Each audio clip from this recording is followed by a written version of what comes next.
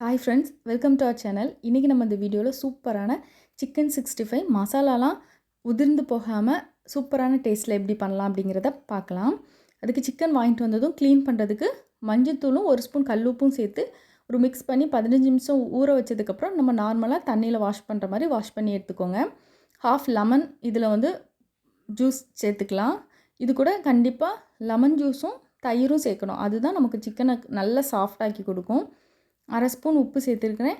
1 spoon அளவுக்கு இஞ்சி பூண்டு பேஸ்ட். இன்றைக்கி நான் கடையில் வாங்குகிற ஆச்சி சிக்கன் 65 மசாலா 10 ரூபா பாக்கெட் எடுத்துருக்கிறேன். அது ஃபுல்லாத்தையும் இதனோடய சேர்த்துக்கிறேன்.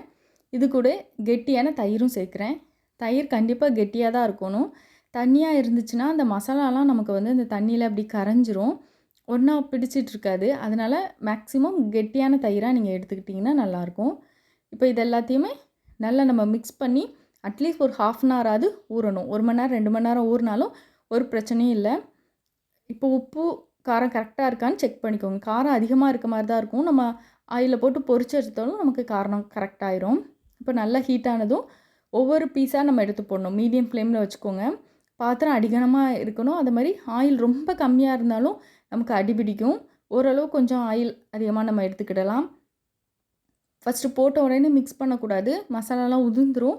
இந்த பபிள்ஸ்லாம் கொஞ்சம் பாதி அளவு அடங்கினதுக்கப்புறம் நம்ம மிக்ஸ் பண்ணிக்கலாம். அடுத்த பக்கம் திருப்பி போட்டு ஒரு 2 நிமிஷம் வெயிட் பண்ணதுக்கப்புறம் நம்ம எப்படி மிக்ஸ் பண்ணாலும் இனி நமக்கு மசாலாலாம் உதிர்ந்து போகாது.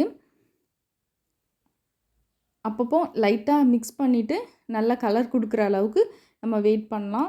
அதுக்குள்ளே நமக்கு சூப்பராக நமக்கு ரெடி ஆயிரும். அவ்வளோதான், எல்லாமே நல்லா வெந்து ரெடியாக இருக்குது. இனி நம்ம எடுத்துட வேண்டியதான். சூப்பரான டேஸ்ட்டில் இருக்கும். மசாலா உதிரவே உதிரலை, ரொம்ப நல்லாயிருக்கும். நீங்களும் உங்கள் வீட்டில் ட்ரை பண்ணி பாருங்கள். தேங்க்ஸ் ஃபார் வாட்சிங்.